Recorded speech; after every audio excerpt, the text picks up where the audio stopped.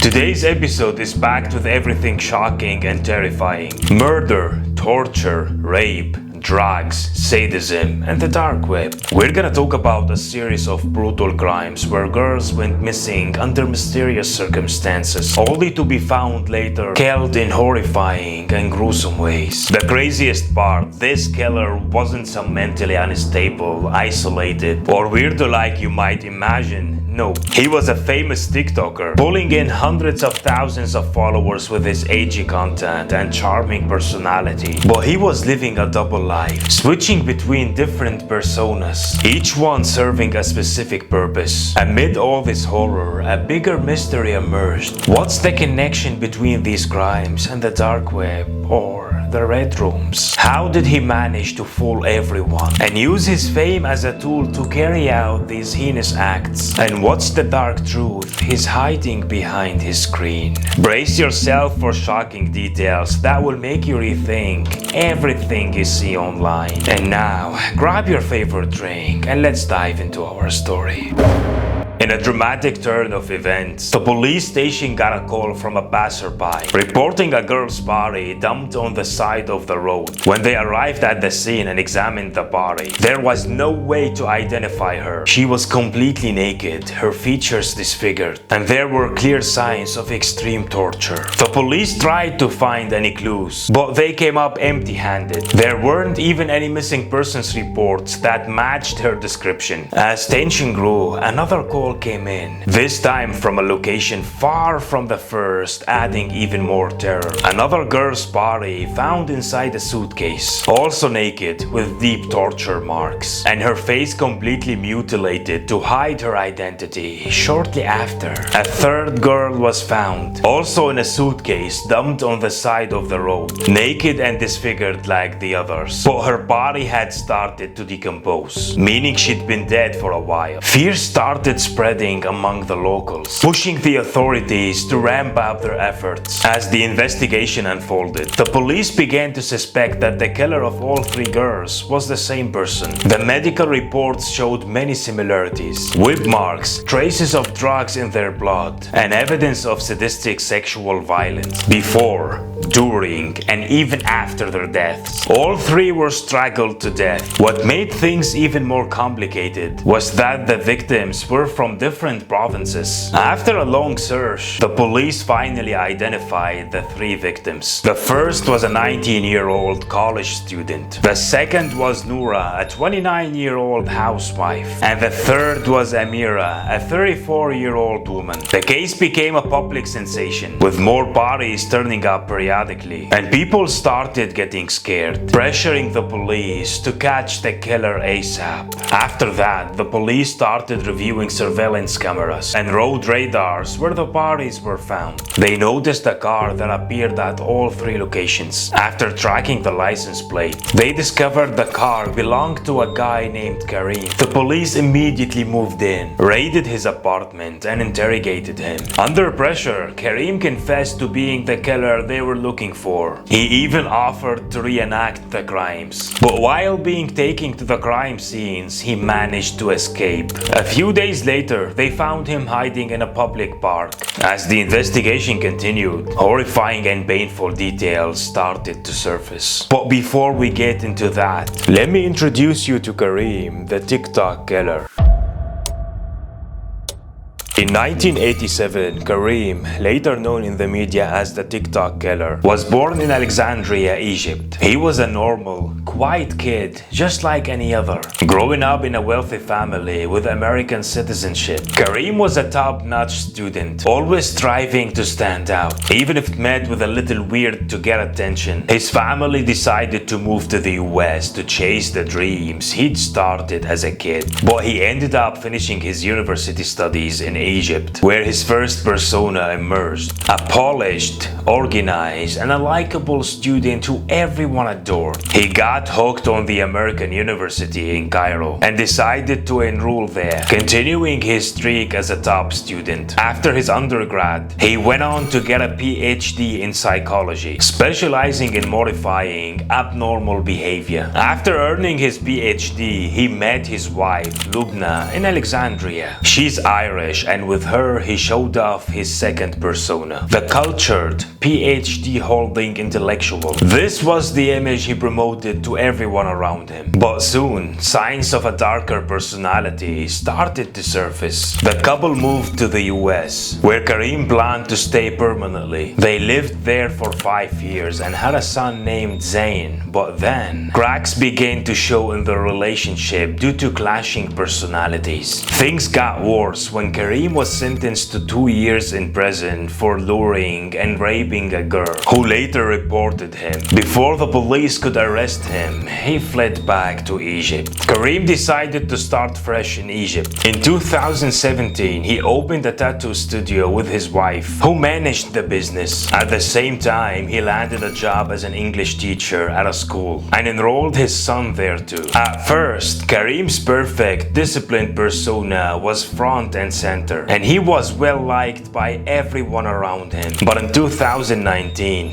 things started to change. The calm, gentle version of Kareem began to fade. Why? Because he started using drugs again. Something his wife Lubna had no idea about. Wait, again? Yup, he'd used drugs before. Hold on, guys, you will find out everything soon. After that, Kareem's problems at school started piling up. He couldn't take advice from anyone, started causing drama, and acted like he was better than everyone else. The bigger problem was that his drug use was started showing in his behavior, which eventually got him fired from his teaching job. Kareem's drug habit began during his time in the US. But it escalated while he was working at the school, making him imagine things that weren't even real. The fights between him and his wife Lubna got worse. He became suspicious of her, to the point of installing a camera in their bedroom, and get this, he even filmed himself having sex with her. I've seen some messed up people, but Kareem, he was on another level. Lubna tried to put up with his behavior and fix things between them, but Kareem just got worse and more violent. When she found out about the hidden camera and realized he'd been recording everything, she'd had enough and decided to divorce him immediately.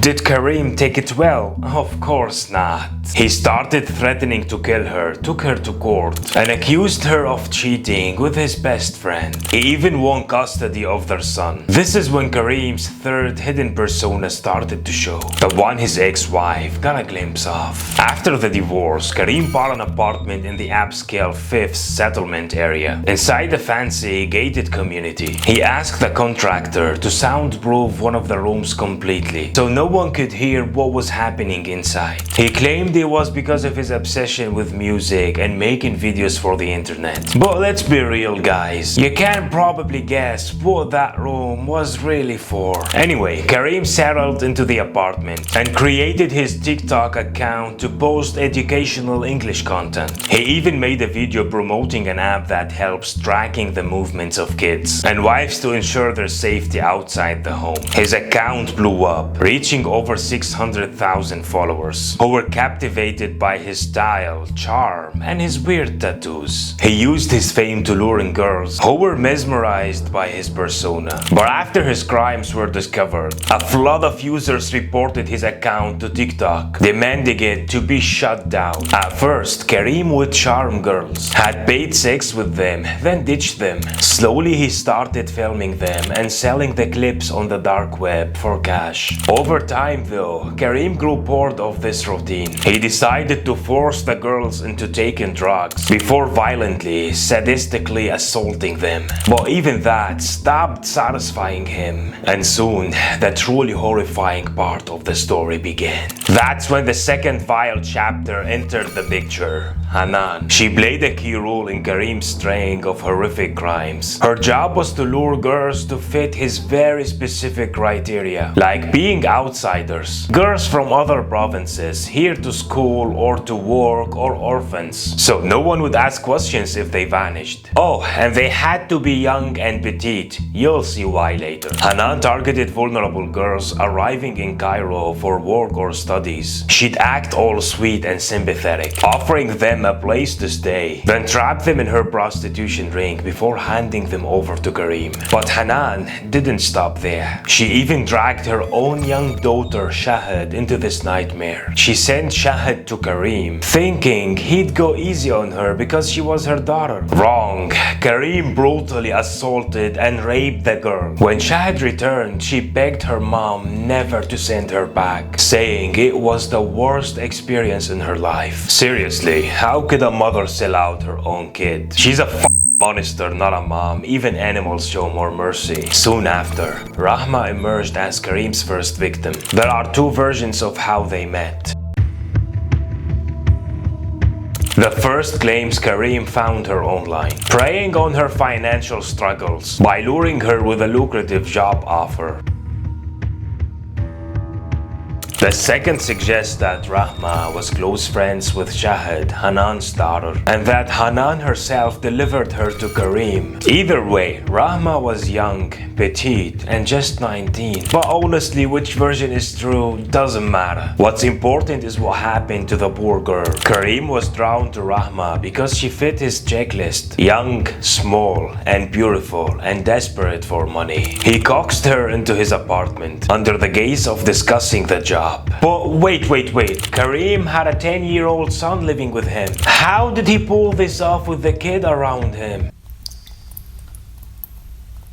The horrifying truth. Kareem would drug his own son with sleeping pills before the girls arrived, so the boy wouldn't witness anything. What kind of father does that? Even calling him an animal feels too kind. You could have just left him live with his mom away from your filth. Anyway, when Rahma arrived, Kareem sedated his son, got high himself, and forced Rahma to take drugs too. Given her size and age, she couldn't fight back as she lost consciousness. He dragged her to his room, tied her up, violently raped and beat her, then strangled her to death. But Kareem wasn't done. He continued his sadistic acts even after she died, mutilating her face and leaving her body in the room for a full day, before stuffing her into a bag and dumping her on a desert highway. Afterward, he casually uploaded the footage to the dark web and carried on like nothing happened. When the police alerted about the body on the roadside, they couldn't identify her due to the torture and the lack of any belongings proving her identity. They also checked missing person reports, but found none matching of her age or description, which circles back why Kareem demanded the madam supply girls from other provinces or those with no families, so no one would ask about them if they vanished.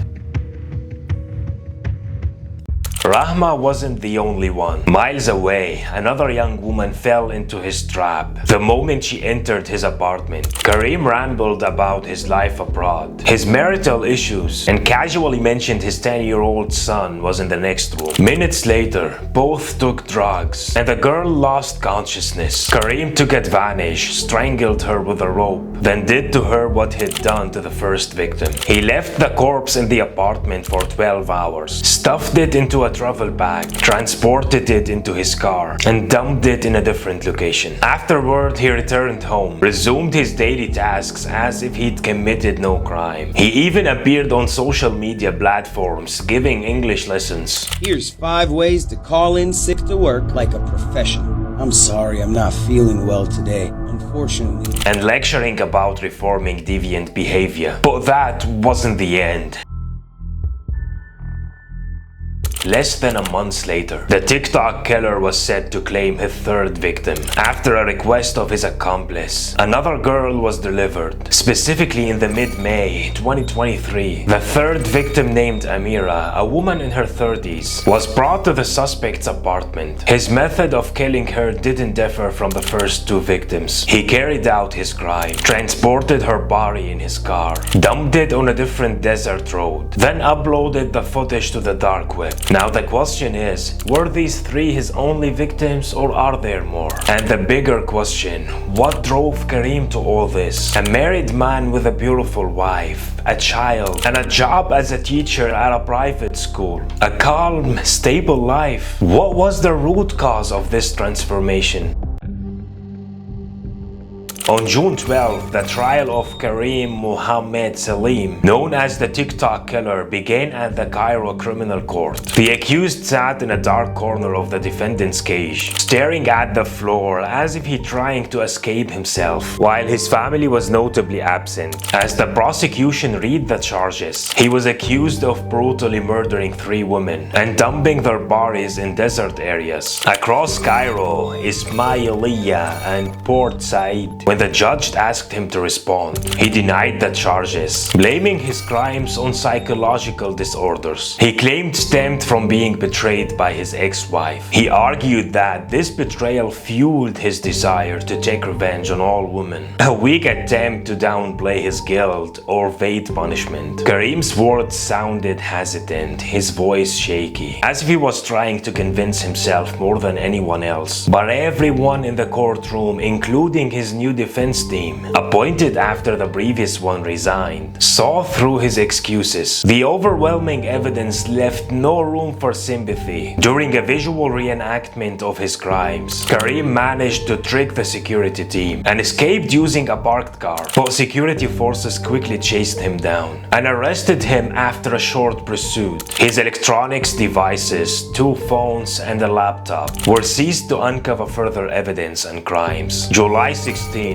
marked the second closed-door trial session. The prosecution presented evidence, most notably 170 files containing roughly 300 videos documenting moments of his crimes. Investigations revealed Kareem had filmed himself torturing and killing women, along with deviant sexual acts, including footage for him engaging with his victims' corpses for hours after their deaths. The scenes were so horrific that even his defense team withdrew, unable to stomach the brutality. The accused described himself as a sadist, admitting he enjoyed hearing his victims' screams during their torture. He spoke of a unique pleasure he felt witnessing their pain. He confessed to luring his victims, mostly sex workers, through social media platforms like Facebook, exploiting their financial desperation. He'd promised them paid sexual encounters, only to torture them to death and dump their bodies on desert routes. He admitted filming their torture for personal gratification. Rewatching the clips later, he also explained how he deliberately restrained and beat them after forcing them to take drugs until they died. On July 18, during the 3rd court session, the prosecution demanded the maximum penalty, execution by hanging. The 4th session saw a decisive confrontation between Kareem and his accomplice, Shahad's mother, accused of trafficking human and supplying girls to the killer for money. The defense requested a psychological evaluation for Kareem, but the court refused, ruling the crimes were premeditated. At the 5th session, the awaited verdict came: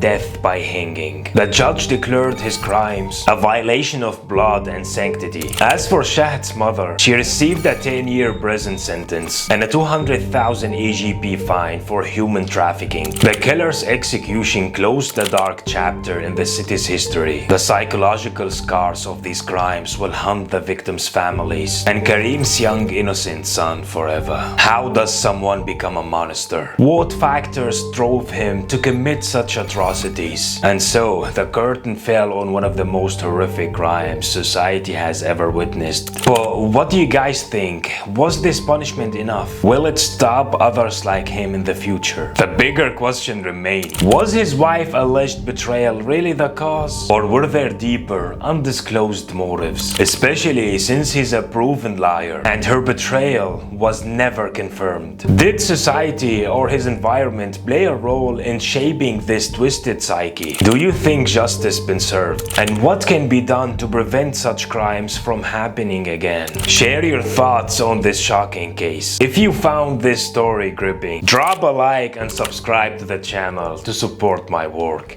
Catch you on the next video.